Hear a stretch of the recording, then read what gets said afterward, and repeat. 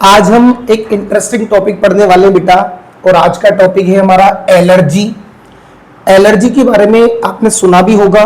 कहीं के क्या होता है, इसका डाउट रहता है कि एलर्जी एक्चुअल में होती क्या है, एलर्जी क्यों होती है, कैसे होती है, क्या एलर्जी ठीक हो जाती है।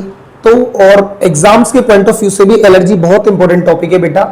तो ध्यान से देखना, आपको मैं मैक्सिमम चीजें इससे रिलेटेड बताने की कोशिश करूंगा जो आपके लिए बेनिफिशियल होगी। ठीक है, चलो अगर मैं बात करूं बेटा एलर्जी, तो एलर्जी जो है प्रतिरक्षा तंत्र की अतिरंजित अनुक्रिया है।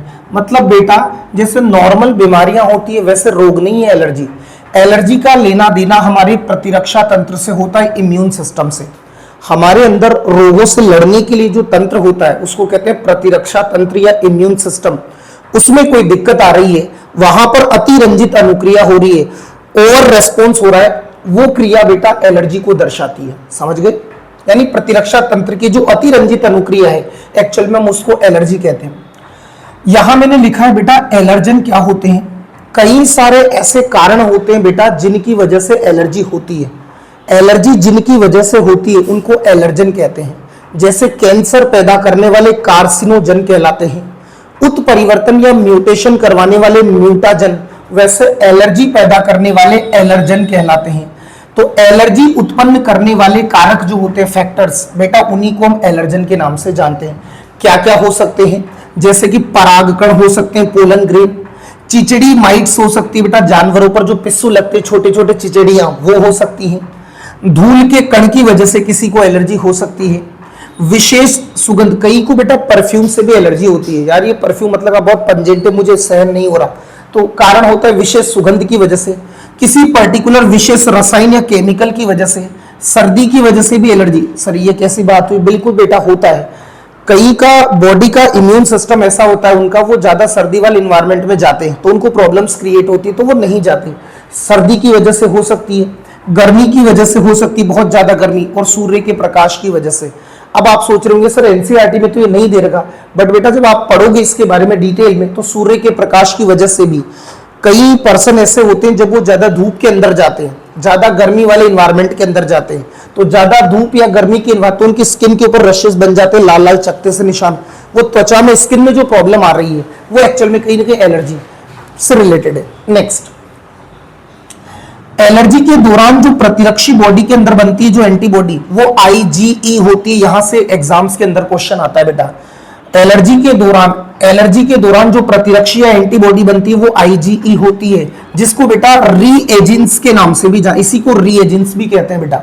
IgE एंटीबॉडी को जो है रीएजेंट्स भी कहते हैं। अब आपके दिमाग में प्रश्न आ रहा होगा कि सर ये एंटीबॉडी कैसे बनी? जैसे हम बेटा धूल वाली जगह चले गए, डस्ट वाले पार्टिकल एरिया में चले गए, एलर्जन हमारे कांटेक्ट में आते हैं तो ये जाकर के हमारी बॉडी में प्रवेश कर जाते हैं और बॉडी की सेल को उत्तेजित करते हैं, कोशिकाओं को उत्तेजित करते हैं और उनसे ये एंटीबॉडी बनवाते हैं IgE, जिसको हम रीएजेंट्स कहते हैं। नेक्स्ट, कई बार ये क्वेश्चन आता है बेटा कि एलर्जी में हमारा प्रभावित भाग कौन सा होता है? तो बेटा ब्लड के अंदर कोशिकाएं पाई जाती है, मास्ट कोशिकाएं, मोस्ट इंपोर्टेंट है, आप ध्यान दे लेना। मास्ट कोशिका कह दो, जिनको बेसोफिल भी कह दो, मास्ट कोशिका या बेसोफिल, और वास्तविकता में ये WBC का एक प्रकार होता है। हमारे ब्लड के अंदर बेटा RBC, WBC और प्लेटलेट्स पाई जाती है। तो जो WBC का एक प्रकार होता है मास्ट कोशिकाएं या बेसोफिल, ये क्वेश्चन आता है, आप ध्यान दें इस पर। मास्ट कोशिकाएं या बेसोफिल एलर्जी के दौरान जो है प्रभावित होती है, तो जो प्रभावित भाग होगा वो मास्ट कोशिका या बेसोफिल होगी। जैसे बेटा ये प्रभावित होती है, ये कुछ रसायनों को स्त्रावित करती है, जैसे कि हिस्टेमिन, सीरोटोनिन और कुछ अन्य पदार्थ। हिस्टेमिन, सीरोटोनिन ऐसे कुछ रसायन हैं, इन पॉइंट के ऊपर मैंने स्टार लगा रखा है, आप अच्छे से ध्यान दें। तो कुछ रसायन जैसे हिस्टेमिन हो गया, सीरोटोनिन हो गया, एलर्जी जब किसी की होती है तो उस दौरान बेटा ये रसायन क्या होते हैं? स्त्रावित होते हैं। फिर से बोल रहा हूं, हिस्टेमिन और सेरोटोनिन, जो कोशिकाएं प्रभावित होती है उनको मास्ट कोशिका या बेसोफिल कहते हैं। एलर्जी पैदा करने वाले कारक एलर्जन, कई को तो बेटा सिगरेट वगैरह के धुएं से भी होती है कि यहां पर आप नहीं पिए मुझे प्रॉब्लम होती है, तो अलग अलग कारण हो सकते हैं। ठीक है ना, प्रतिरक्षा तंत्र इससे आपका प्रभावित होता है, इम्यून सिस्टम आपका इससे प्रभावित होता है। नेक्स्ट, अब इसके लक्षण क्या है एलर्जी के? एलर्जी जब मान लो किसी पर्टिकुलर इन्वायरमेंट में एलर्जन मौजूद है, जैसे मान लो आप किसी जगह गए, अब और बाकी सब कुछ ठीक है, लेकिन आपको अचानक छींके आना शुरू हो गई, आपको अचानक वहां पे छींके आ रही है, पनीली आंखें, आंखों में जलन लग रही है, पानी आ रहा है ऑटोमेटिकली आंखों में, इसके अलावा नाक बहना शुरू हो जाए, आप अचानक उस जगह जाते हो सांस लेने में कठिनाई हो गई, मतलब वहां पर एलर्जन मौजूद है, वो आपकी बॉडी में गए और आपको बेटा उससे जो उसके प्रभाव दिखना शुरू हो गए, उसके सिम्टम्स दिखना शुरू हो गए। तो मैं क्या कह रहा हूं, नाकें बह सकती है बेटा, छींके आना, अचानक छींके आना, बिना किसी वजह से छींके आना शुरू हो सकती है, इस सांस लेने में तकलीफ हो सकती है, आंखों में जलन हो सकती है, अचानक आंखों के अंदर आंसू आना शुरू, कभी कभी स्किन वगैरह के ऊपर ईचिंग हो सकती है। तो ये कुछ बेसिक सिम्टम्स होते हैं एलर्जी के। तो सर क्या करें, उस एनवायरमेंट, उस वातावरण से वापस अलग हो जाओ, दूर हो जाओ, जहां पर एलर्जन मौजूद है आप वहां से दूर हो जाओ बेटा, तो आपको राहत मिलती है एलर्जी से। फिर नेक्स्ट सर, अगर इसका पता करना हो कि किसी पर्सन को एलर्जी है कि नहीं है, तो इसका निदान कैसे किया जाता है, तो इसका डायग्नोसिस है वो कैसे करते हैं सर निदान। तो बेटा टीके की थोड़ी सी मात्रा देकर, देखो मैं बताऊं आपको, समझाता हूं बेटा। मान लो अगर किसी पर्सन को लगता है कि यार मैं जैसे धूल में जाता हूं, डस्ट में जाता हूं, मुझे छींके आती है, तो वो डॉक्टर के पास जाए कि मुझे ऐसे ऐसे प्रॉब्लम हो रही है। डॉक्टर आपका जब डायग्नोस करेगा निदान, तो कुछ मात्रा में आपको बेटा डस्ट पार्टिकल आपके कॉन्टेक्ट में लाएगा। जैसे ही वो धूल के कण आपके संपर्क में आएंगे, आपका प्रतिरक्षा तंत्र वही अतिरंजित अनुक्रिया करेगा, डॉक्टर उन सिम्टम्स को नोट कर लेगा और बता देगा कि आपको एलर्जी है या नहीं है। समझ में आ गई बात। तो बेटा ये इसका पता लगाने का निदान का तरीका होता है। उपचार में क्या करें बेटा, या तो मैंने कहा ना उस वातावरण से आप अलग हो जाओ, दूर चल जाओ, या फिर इसके अलावा कुछ औषधियां बताई गई है। इस हिस्टेमिन के प्रभाव को खत्म करने के लिए प्रतिहिस्टेमिन या एंटीहिस्टेमिन दी जाती है। इसके अलावा एड्रेनलिन और स्टेरॉइड, ये कुछ कैप्सूल्स दिए जाते हैं बेटा, एंटीहिस्टेमिन या प्रतिहिस्टेमिन, एड्रेनलिन, स्टेरॉइड।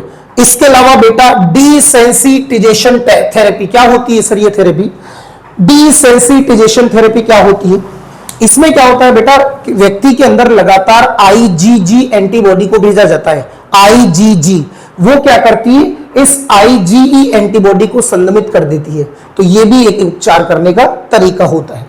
नेक्स्ट बेटा, जो बड़े बड़े महानगर हैं बेटा, मुंबई दिल्ली जैसे शहरों में जहां बहुत बड़े हैं, पॉल्यूशन बहुत ज्यादा है, वहां पर बच्चों के अंदर एलर्जी और अस्थमा की प्रॉब्लम्स थोड़ी ज्यादा रहती है। आई बात समझ में, क्योंकि जहां पॉल्यूशन है, कई सारे कारक होते हैं जो आपके अंदर एलर्जी पैदा कर सकते हैं। नेक्स्ट एक चीज आप ध्यान देना बच्चों, एक चीज पर आप विशेष ध्यान देना कि जो बच्चे शुरुआत से एक लिमिटेड एनवायरनमेंट में रहते हैं, मतलब जिन बच्चों को वातावरण में खेलने नहीं दिया जाता, तो फिर उनमें भविष्य में एलर्जी होने की संभावना रहती है। क्यों? क्योंकि अगर बच्चा धूल में खेलेगा, बाहर के वातावरण में जाएगा, तो उसके कांटेक्ट में बेटा वो पार्टिकल आएंगे, उसके शरीर में इम्यूनिटी बन जाएगी। लेकिन जो बचपन से ही नहीं खेले, एक लिमिटेड एनवायरनमेंट में रहते हैं, एक निश्चित बात, जैसे वो बाहर जाते हैं तो उनमें एलर्जी की संभावनाएं ज्यादा रहती है। सर ये हर व्यक्ति को क्यों नहीं होती बेटा, ये उनको ज्यादा होने का रिस्क रहता है जिनका प्रतिरक्षा तंत्र कमजोर रहता है। हर व्यक्ति को इस वजह से नहीं होती क्योंकि मजबूत भी होता है कुछ का।